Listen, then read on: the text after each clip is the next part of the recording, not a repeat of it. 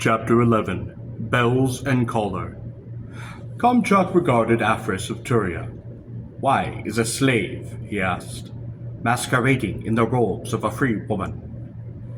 "Please, no, Tachuk," she said. "Please, no." And in a moment the lovely Affairess of Turna stood at the stake, revealed to the eyes of her master. She threw back her head and moaned, wrists still locked in the retaining rings. She had not, as I had suspected, deigned to wear the shameful kamisk beneath her robes of white and gold.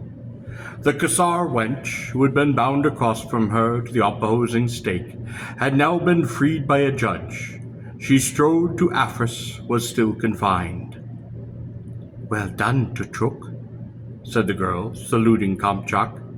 Kamchak shrugged. Then the girl with vehemence spat in the face of the lovely Afris. "Slave girl," hissed the girl. Slave girl." She then turned and strode away, looking for the warriors of the Kassars. Kamchak laughed loudly. "Punish her," demanded Afris. Kamchak suddenly cuffed Afris of Turia, and her head snapped sideways. There was a small streak of blood at the corner of her mouth. The girl looked at him in sudden fear. It might have been even the first time that she had ever been struck. Kamchak had not hit her hard, but sharp enough to instruct her. "You will take what abuse any free person of the wagon peoples cares to inflict upon you," he said. "I see," said a voice. "You know how to handle slaves." I turned to see, only a few feet away, upon the shoulders of his own slaves, standing upon the bloodied sand, the open, bejeweled, and cushioned palanquin of Safrar of the caste of merchants. Afris blushed from head to toe, enfolded transparent in the crimson flag of her shame. Safrar's round, pinkish face was beaming with pleasure, though I would have thought this day a tragic one for him. The tiny red-lipped mouth was spread wide with benign satisfaction. I saw the tips of two golden canines. Afris suddenly pulled at the retaining rings, trying to rush to him, now oblivious of the richness of her beauty revealed, even to the slaves who carried his palanquin. To them, of course, she was now no more than they, save perhaps that her flesh would not be used to bear the poles of palanquins, or to carry boxes, nor dig in the earth, but would be appointed even more pleasing than theirs to a master. "Safrar!" she cried. "Safrar!" Safrar looked upon the girl. He took from a silken pouch lying before him on the palanquin a small glass, with glass petal edges like a flower, mounted on a silver stem about which curled silver leaves. Through this he looked upon her more closely. "Afris," he cried, as though horrified, but yet smiling. "Safrar," she wept, "free me." "How unfortunate," wailed Safrar. I could still see the tips of his golden teeth. Kamchak had his arm about my shoulder, chuckling. "Afris of Thuria," he said, "has a surprise coming." Afris turned her head to Kamchuk. "I am the richest woman in all Turia. Name your price." Kamchak looked at me. "Do you think 5 gold pieces would be too much?" he asked, and I was startled. Afris nearly choked. "Sleen," she wept. Then she turned to Safrar. "Buy me," she demanded. "If necessary, use all my resources, all. Free me." "But Afris," Safrar was purring, "I am in charge of your funds, and to barter them all, and all your properties and goods, for one slave would be a most unwise and absurd decision. Irresponsible, even. Its own tasks, lighter and more suitable. Doubtless." Afris suddenly looked upon him, dumbfounded. It is, or was true that... "It is, or was true, that you were the richest woman in all Turia," Safrar was saying. "But your riches are not yours. I to manage, but mine not. That is, until you would have reached your majority, some days from now, I believe. I do not wish to remain a slave even a day, she cried. It is over, his eyes rising, that you would, upon reaching your majority, transfer your entire fortunes to a Tchuk, merely to obtain your freedom. Of course, she wept. How fortunate, then, observed Safrar, that such a transaction is precluded by law. I don't understand, said Afris.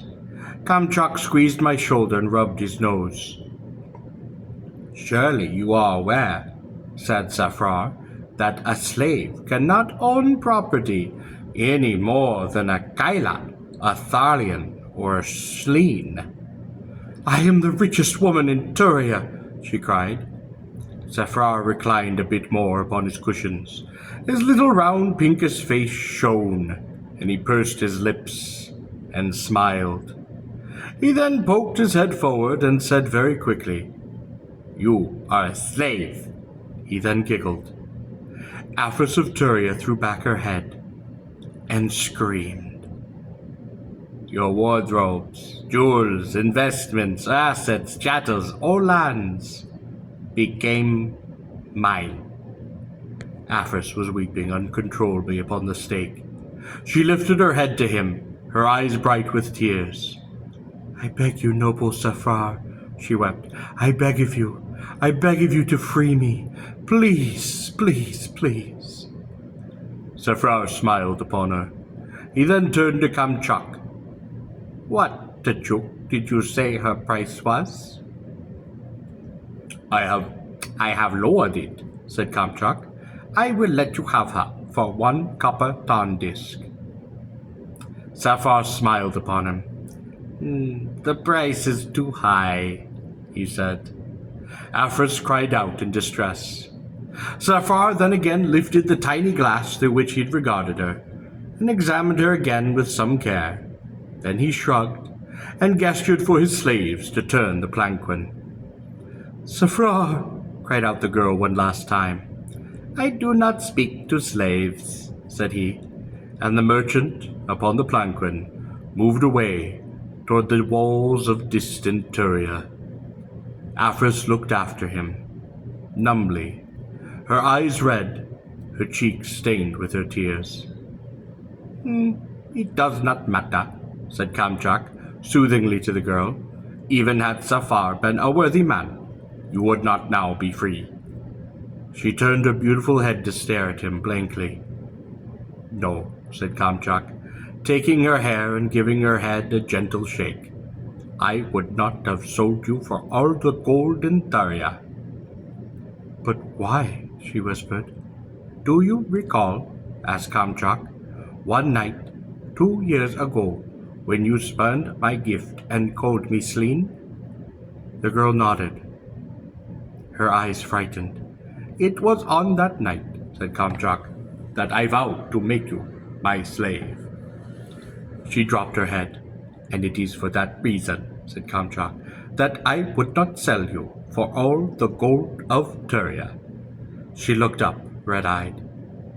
It was on that night, little Afris, said Kamchuk, that I decided I wanted you, and would have you as slave. The girl shuddered and dropped her head. The laugh of Kamchuk of the Tchuks was loud. He had waited very long to laugh that laugh, waited long to see his fair enemy thus before him, thus bound and thus shamed, his, a slave.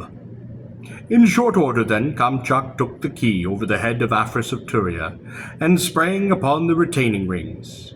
He then led the numb, unresisting Turian maiden to his Kaila.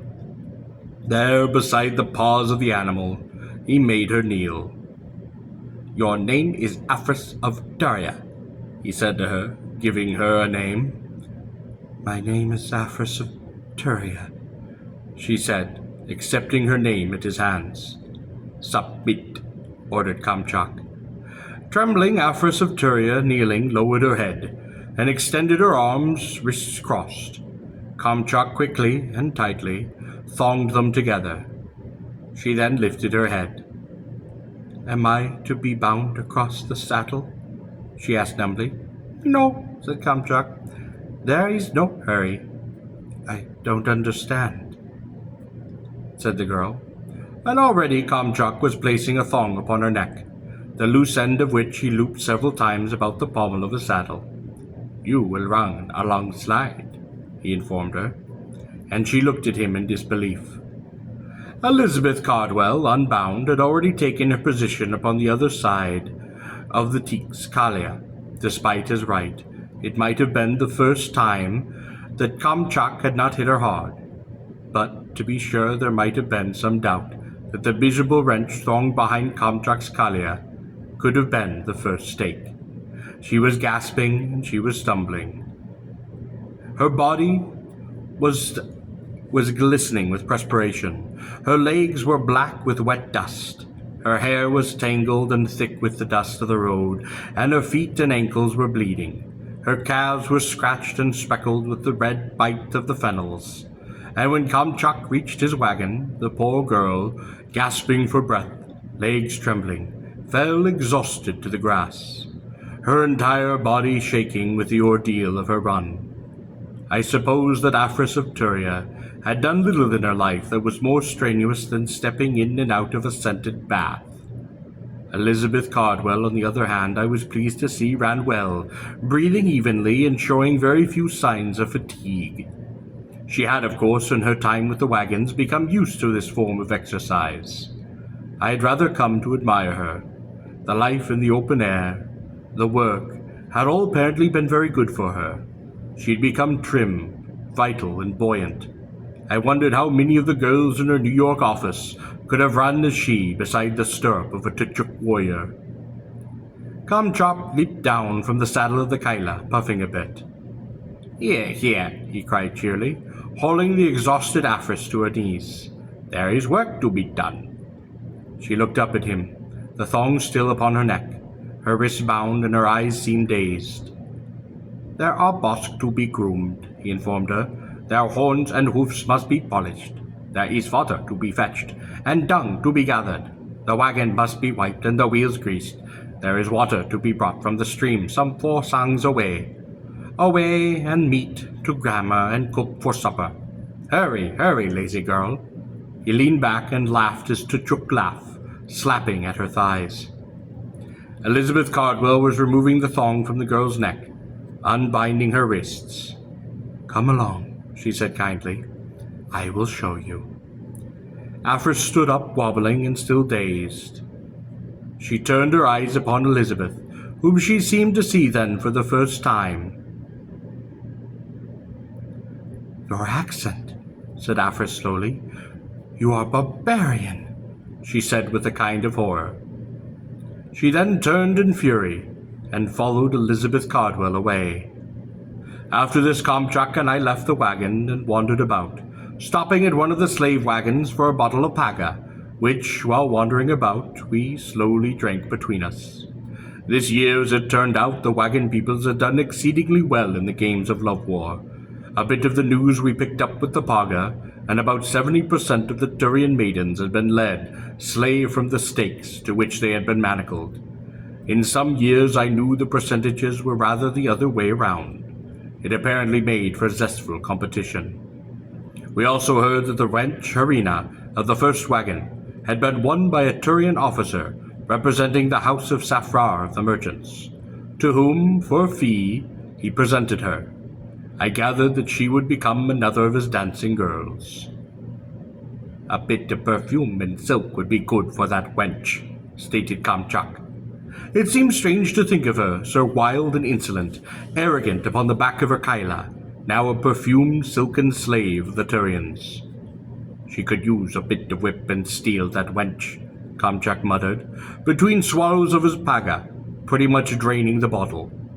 It was too bad, I thought, but at least I suppose there would be one fellow among the wagon, the young man Harold, he whom the girl had so abused, he who had not yet won the courage scar, who would be just as pleased as not that she, with all her contempt and spleen, was now delightfully salted away in bangles and bells, behind the high, thick walls of a Turian pleasure garden.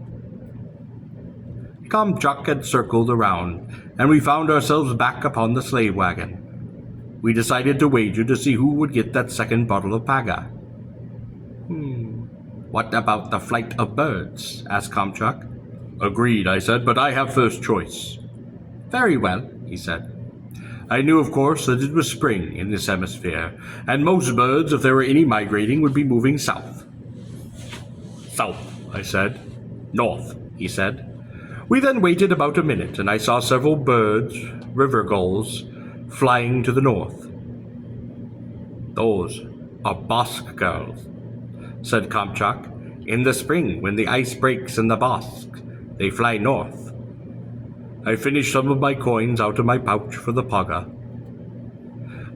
The first southern migrations of meadow kites, he said, have already taken place.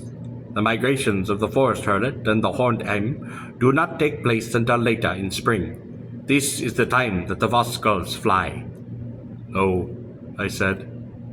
Then, singing Chuchuk songs, we managed to make it back to the wagon. Elizabeth had had the meat roasted, though was now considerably overdone. The meat is overdone, said Kamchuk. They are both stinking drunk, said Aphis of Turia, and I looked at her. Both of them were quite beautiful. No, I corrected her, we are gloriously inebriated. Kamchuk was looking closely at the girls, leaning forward and squinting. I blinked a few times. Is anything wrong? Asked Elizabeth Cardwell. I noted that there was a large welt upon the side of her face, and that her hair was ripped up a bit, and that there were 5 long scratches on the left side of her face. No, I said. Aphis of Turia appeared in even worse shape. She had surely lost more than 1 handful of hair.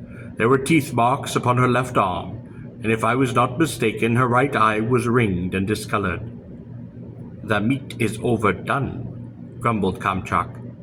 A master takes no interest in the squabbles of his slaves, it being beneath him. He, of course, would not have approved had one of the girls been maimed, blinded, or disfigured. Have the bosk been tended? Asked Kamchuk.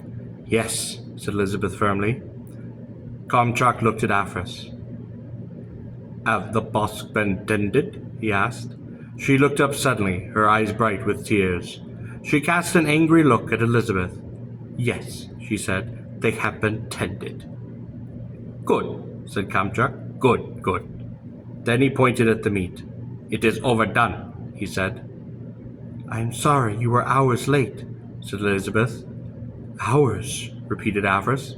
It is overdone, said Kamchuk. I shall roast fresh meat, said Elizabeth, getting up, and she did so. Aphis only sniffed. When the meat was ready and Kamchuk ate his fill, he drank down too a flagon of bosk milk. I did the same, though the milk, at least for me, did not sit too well with the paga of that afternoon. Kamchuk, as he often did, was sitting on what resembled a grey rock, rather squarish, except that the corners tend to be a bit rounded. When I had first seen this thing, heaped with other odds and ends, and one corner of his wagon, some of the odds and ends being tankards of jewels and small heavy chests filled with golden tarn desks, I thought it merely a rock. Once, when rummaging through his things, Kamchuk had kicked it across the rug for me to look at. I was surprised at the way it bounced on the rug, and when I picked it up, I was interested to see how light it was. It was clearly not a rock. It was rather leathery and had a ringed surface. I was a bit reminded of some of those loose, tumbled rocks I had once glimpsed in certain abandoned portions of the palace of the priest-kings, far beneath the Sadar. Among such rocks it would not have been noticed. What do you make of it? Kamchuk had asked. Interesting, I observed. Yes, said he, I thought so. He held out his hand and I tossed the object back. I have had it for some time, he said. It was given to me by 2 travelers. Oh, I said. When Kamchuk had finished his freshly roasted meat and his flagon of bosk milk, he shook his head and rubbed at his nose. He then looked at Miss Cardwell. "Tenchik and Dina are gone," said he. "You may sleep once more in the wagon." Elizabeth cast a grateful look at him, and I gathered that the ground under the wagon was quite hard. "Thank you," she said. "I thought he was your master," remarked Aphris. "Master?" added Elizabeth, with a withering look at Aphris, who smiled. I now began to understand why there were often problems in a wagon with more than one girl. Still, Tenchika and Dina had not quarreled very much. Perhaps this was because Tenchika's heart was elsewhere, in the wagon of Albrecht of the Cassars. "Who, may I ask," asked Aphris, "were Tenchika and Dina?" "Slaves, Starian wenches," said Kamchak. "They were sold," Elizabeth informed Aphris. "Oh," said Aphris. Then she looked at Kamchak. "I do not suppose I shall be fortunate enough to be sold." "She would probably bring a high price," pointed out Elizabeth hopefully. "Higher than a barbarian, surely," remarked Aphris. "Do not fret, little Aphris," remarked Kamchak.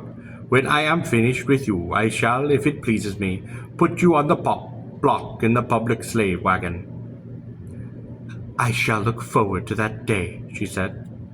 "On the other hand," said Kamchak, "I may feed you to the Kaila." At this, the Turian maiden trembled slightly and looked down.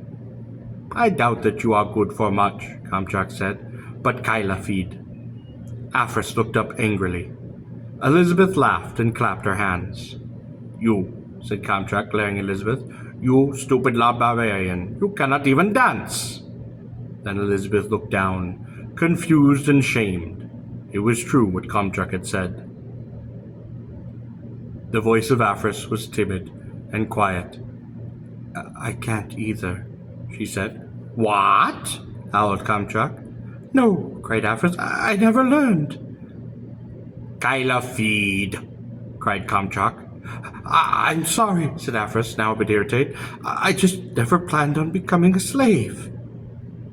"You should have learned anyway," cried the disappointed Kamchak. "Nonsense," said Aphris. "It will cost money," grumbled Kamchak. "But you will learn. I will have you taught." Aphris sniffed and then looked away.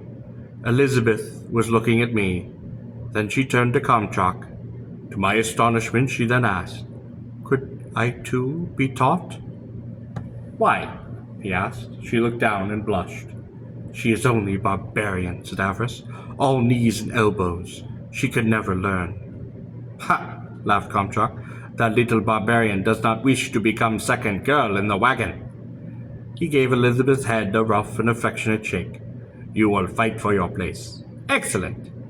"She can be first girl if she wishes," sniffed Aphris. "I shall escape at the first opportunity and return to Turia." Beware of the herdsling," said Kamchak, and Aphris turned white. "If you attempt to leave the wagons at night, they will sense you and rip my pretty little slave girl to pieces." "It is true," I warned Aphris of Turia. "Nonetheless," said Aphris, "I will escape." "But not tonight," coughed Kamchak. "No," said Aphris acidly, "not tonight." Then she looked about herself disdainfully at the interior of the wagon. Her gaze rested for a moment upon the Kaila saddle, which had been part of the spoils of which Kamchak had acquired for Tenchika. In the saddle and the sheaths were 7 quivers. Aphris turned again to face Kamchak. "This slave," she said, indicating Elizabeth, "would not give me anything to eat." "Kamchak must eat first, slave," responded Elizabeth. "Well," said Elizabeth, "he has eaten." Kamchak then took a bit of the meat that was left over from the fresh roasted meat that Miss Cardwell had prepared. He held it out in his hand. "Eat," he said to Aphris, "but do not touch it with your hands." Aphris looked at him in fury, but then smiled. "Certainly," she said, and the proud Aphris of Turia, kneeling, bent forward to eat the meat held in the hand of her master. Kamchak's laugh was cut short when she sank her fine white teeth into his hand in a savage bite. "Aye!" he howled, jumping up and striking his bleeding hand into his mouth, sucking the blood from the wound. Elizabeth had leaped up, and so had I, and Aphris had sprung to her feet, running to the side of the wagon, where there lay the Kaila saddle with its 7 sheathed quivas. She jerked one of the quivas from its saddle sheath and stood with the blade facing us.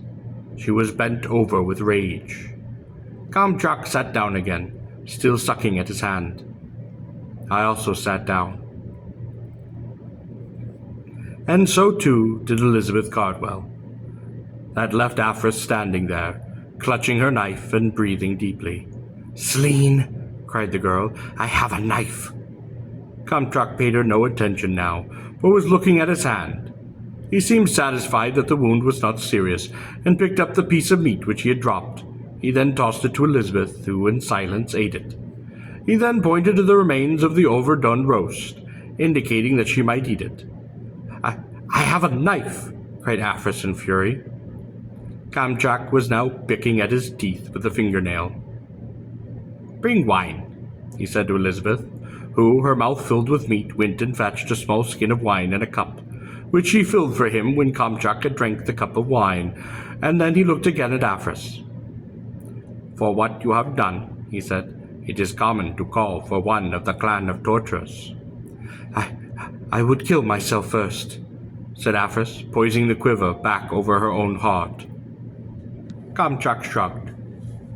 The girl did not slay herself. "No," she cried, "I will slay you." "Much better," said Kamchak, nodding. "Much better." I have a knife," cried out Aphris. "Obviously," said Kamchak. He then got up and walked rather heavily over to one wall of the wagon and took a slave whip from the wall. He then faced Aphris of Turia. "Sleene," she wept. She threw back her hand with the knife to rush forward and thrust it into the heart of Kamchak. But the coil of the whip lashed forward, and I saw its stinging tip wrap 4 times about her wrist and her forearm of that Turian girl. She cried out in a sudden pain, and Kamchak had stepped to the side and with a motion of his hand had thrown her off balance, and then by the whip dragged her rudely over the rug to his feet. There he stepped upon her wrist and removed the knife from her open hand, and thrust it into his belt. "Slay me," wept the girl. "I will not be your slave." But Kamchak had hauled her to her feet, flung her back to where she had stood before. Dazed and holding her right arm, in which could be seen the 4 encircling blazes of scarlet, she regarded him. Kamchak then removed the quiver from his belt and hurled it across the room until it stuck in one of the poles of the frame supporting the wagon hides, 2 inches into the wood, beside the throat of the girl. "Take the quiver," said Kamchak. The girl shook with fear. "Take it," ordered Kamchak, and she did so. "Now," he said, "replace it." Trembling, she did so. "Now, approach me and eat," said Kamchak. Aphris of Turia did so, defeated, kneeling before him and turning her head delicately to take the meat from his hand. "Tomorrow," said Kamchak, "you will be permitted, after I have eaten, to feed yourself." Suddenly, Elizabeth Cardwell said, perhaps unwisely, "You are cruel." Kamchak looked at her in surprise. "I am kind," he said. "How is that?" I asked. "I permit her to live." "I think," I said, "that you have won this night, but I warn you that the girl from Turia will think again of the quiver and the heart of a Tchuk warrior." Of course," smiled Kamchak, feeding an Aphris, "for she is superb." The girl looked at him with wonder. "For a Turian slave," he added, and then fed her another piece of meat. "Tomorrow, little Aphris," said he, "I will give you something to wear." She looked at him gratefully. "Bells and a collar, said he. Tears then appeared in her eyes. Can I trust you? He asked. No, she said. Then bells and a collar, but I shall wind them about with strings of diamonds, that those who see will know that your master can well afford the goods you will be without. I hate you, she said. Excellent, said Kamchak. Most excellent. When the girl had finished and Elizabeth had given her a dipper of water from the leather bucket that hung near the door, Afris extended her wrist to Kamchak. The Tchuk looked puzzled. Surely, she said, you will lock me in slave bracelets and chain me tonight. It is rather early, pointed out Kamchak. And the girl's eyes showed a moment of fear, but then she seemed resolved. You have made me your slave, she said, but I am still Afris of Turia. You may, Tchuk, slay Afris of Turia if it pleases you, but know that she will never, ever serve your pleasure. Never. Tonight, said the Tchuk, I am very drunk. Never, said Afris of Turia. I note that you have never called me master. I call no man master, said the girl. I am tired tonight, said Kamchak, yawning. I have had a hard day. Afris trembled in anger, her wrist still forward. I would retire, she said. Perhaps then, said Kamchak, I should have sheets of crimson silk brought, and the furs of the mountain Lari. As you wish, said the girl. Kamchak clapped her on the shoulders. Tonight, he said, I will not chain you, nor put you in the bracelets. Afris was clearly surprised, and I saw her eyes furtively dart toward the Kaila saddle with its 7 quivers. As Kamchak wishes, she said. Do you not recall, asked Kamchak, the banquet of Safrar? Of course, she said wearily. Do you not recall, said Kamchak, the affair of the tiny bottles of perfume, and the smell of bosk dung? How nobly you attempted to rid the banquet hall of the most unpleasant and distasteful odor. Yes, said the girl very slowly. Do you not recall, asked Kamchak, what I then said to you, what I said at that time? No, cried the girl, leaping up. But Kamchak had already jumped toward her, scooped her up, and threw her over his shoulder. She squirmed and struggled upon his shoulder, kicking and pounding upon his back. Sleen, she cried. Sleen, Sleen, Sleen. I followed Kamchak down the steps of the wagon, and blinking and still sensible of the effects of the paga, I gravely held open the large dung sack near the rear left wall of the wagon. No, master, the girl quipped. You call no man master, Kamchak reminded her. And then I saw the lovely Afris of Turia pitched head first into that large leather sack, screaming and spudding and threshing about. Master, she cried, master!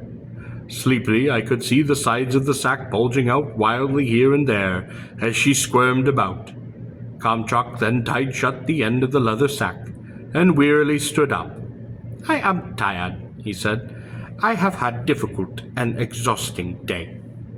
I followed him into the wagon, where, in a short time, we had fallen deep into sleep.